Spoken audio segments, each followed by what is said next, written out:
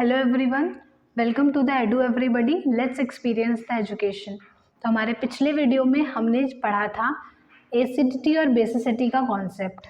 आज के इस वीडियो में हम पढ़ने जा रहे हैं chemical properties of acids and bases. So let's start. तो इससे पहले कि हम केमिकल प्रॉपर्टीज पढ़े, हमें पता होना चाहिए कि केमिकल प्रॉपर्टीज से किस तरह के क्वेश्चंस बनते हैं। तो एग्जामिनर आपसे डायरेक्ट केमिकल प्रॉपर्टीज तो नहीं पूछता है, पर साथ ही साथ इस तरह के क्वेश्चन पूछता है जिनमें हम कंफ्यूज हो जाते हैं। जैसे कि वो पूछेगा what happens when acid react with metallic oxides, what happens when basis react with metallic salts. तो हम किस तरह से इसका जवाब दे पाएंगे? हम सिर्फ तभी एग्जाम जवाब दे सकते हैं जब हमने ये केमिकल प्रॉपर्टीज पढ़ी हो। तो आइए देखते हैं कुछ केमिकल प्रॉपर्टीज। तो सबसे पहले तो आता है मेटल के साथ एसिड की रिएक्शन। मेटल एसिड के साथ कैसे रिएक्ट करेगा? तो अगर मैंने एक एसिड लिया और मैंने एक मेटल लिया, तो ये जो मेटल है ये एसिड के साथ में साल्ट बनाता है। Metal always form salt and gives hydrogen oxide, sorry hydrogen gas. कैसे? जैसे ये मेटल है, अब इस मेटल ने हाइड्रोजन को यहाँ से रिप्लेस किया तो हाइड्रोजन गैस मिल गई और साल्ट बन गया। पर इस रिएक्शन का एग्जाम्पल लिखते वक्त बिल्कुल ध्यान रखना है कि हम यहाँ पे जो मेटल यूज़ करें वो हाइड्रोजन से रिएक्टिविटी में कम होना चाहिए, क्योंकि अगर मैंने लेस रिएक्टिव मेटल लिख दिया यानी इसकी रिएक्टिविटी हाइड्रोजन से ज़्यादा होनी चाहिए, हाइड्रोजन इससे रिएक्टिविटी में कम होना चाहिए। तो रिएक्टिविटी सीरीज हमने पढ़ी है। रिएक्टिविटी सीरीज में जो हाइड्रोजन के ऊपर वाले एलिमेंट्स हैं वही यहाँ पर आएंगे। इस तरह से हम ये रिएक्शन लिख सकते हैं आसानी से। अब आता है मेटालिक ऑक्साइड्स। तो जैसे मैंने अगर एक एसिड लिया और इसकी रिएक्शन मैंने करवा दी किसी मेटालिक ऑक्साइड्स, यानी कि सपोज करो मैंने लिया है कैल्शियम ऑक्साइड। तो जब कैल्शियम ऑक्साइड की रिएक्शन होगी तो सेम ये भी सॉल्ट बनाएगा, पर इस बार वाटर बनेगा क्योंकि इसके पास एक ऑक्सीजन एक्स्ट्रा है ऑक्साइड में, इसलिए अब की बार हाइड्रोजन गैस लिबरेट नहीं होगी, बस वाटर होगा। तो यहाँ पर यही डिफरेंस है।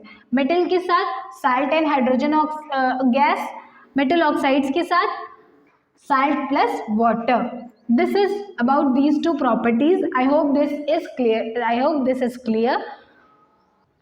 तो हमारी नेक्स्ट प्रॉपर्टी है reaction with metallic hydroxide. Metallic hydroxide जैसे कि हम बेस भी बोलते हैं इन्हें, क्योंकि इनके पास OH माइनस आयन है। और बेस के साथ एसिड की रिएक्शन में कितनी बार अपनी पहले वाले वीडियो में भी बता चुकी हूँ आपको कि अगर हमारे पास कोई बेस है और उसकी रिएक्शन में एसिड से कराऊंगी तो सिंपली वो साल्ट बनाएगा और वाटर बनाएगा। इस रिएक्शन का एक पर्टिकुलर स्पेसिफिक नेम है जो आप कमेंट सेक्शन में मेंशन करें, ताकि मुझे पता चल सके कि आपने मेरे प्रीवियस वीडियोस देखे हैं और आपको इस रिएक्शन का नेम अच्छे से याद है। तो ये रिएक्शन का नेम आप बताएंगे। नेक्स्ट है बेसिस की प्रॉपर्टी, जिसमें हम बेस की सबसे पहली प्रॉपर्टी है एक्शन ऑफ हीट। हीट से कैसी रिएक्शन वो करता है। तो अगर मैं कोई भी बेस लेती हूँ और उस बेस को मैं गर्म करती हूँ तो वो बेस क्या करेगा? बेस अपनी ऑक्साइड बनाएगा और वाटर उसमें से एलिमिनेट हो जाएगा। यानी बेसिकली वो अपने अंदर से वाटर का कंटेंट एलिमिनेट करता है और ऑक्साइड बनाता है। इस रिएक्शन को अगर मैं बैलेंस करूँ तो ये कुछ इस तरह से बनेगी।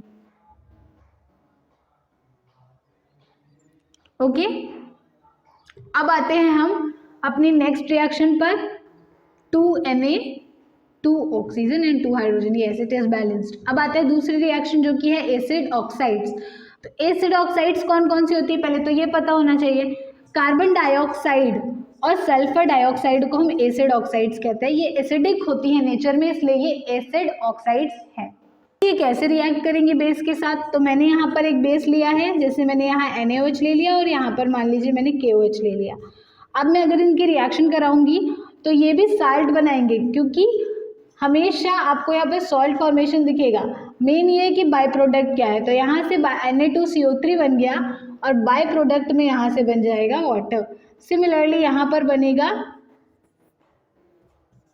K2SO4 plus water. अब इसी तरह से नेक्स्ट रिएक्शन है हमारी मेटालिक सॉल्ट्स के साथ। तो मेटालिक सॉल्ट के साथ किस तरह की रिएक्शन बेसिस देते हैं? मेटालिक सॉल्ट कौन से हो गए? जैसे मैंने FeCl2 लिया, मान लीजिए मैंने FeCl2 लिया और मैं NaOH से रिएक्शन करा रही हूँ, तो अब यहाँ पर तो NaCl बन जाएगा। यहाँ पर आपको देखने को मिलेगी डबल डिकम्पोजिशन, क्योंकि इसने इसको रिप्लेस कर दिया और इसने इसको रिप्लेस किया, तो यहाँ पर हो गया NFeOH का होल ट्वाइस। इस तरह से हमें रिएक्शन में चेंज मिल जाएगा। सिमिलरली एक और रिएक्शन होती है NH4Cl के साथ, जिस रिएक्शन को अगर हम देखें तो मैं इस रिएक्शन को यहाँ पर करके नहीं दिखाऊंगी बिकॉज ये रिएक्शन थोड़ी सी अलग है, तो हम इसे यहाँ पर पढ़ेंगे।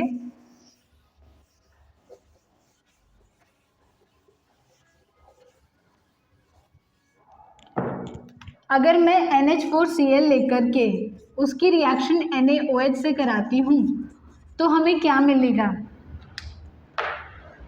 देखिए, इसके अकॉर्डिंग तो ये कहता है कि हमें साल्ट मिलेगा। यस, ऑब्वियसली हमें साल्ट मिलेगा। फिर कहता है कि यहाँ पर NH4OH का फॉर्मेशन हो जाना चाहिए, पर हमें ये नहीं मिलता है। क्यों? क्योंकि इसकी बस दो कंडीशन है। अगर एग्जामिनर ने आपसे पूछा भी ऐसा क्यों, तो आप बोल सकते हैं because it is a weak base, और इसलिए ये स्टेबल नहीं है, स्टेबल नहीं है। और स्टेबल ना होने की वजह से ये इतनी जल्दी टूट जाता है कि ये चेंज हमें तो ऑब्जर्व भी नहीं हो पाता।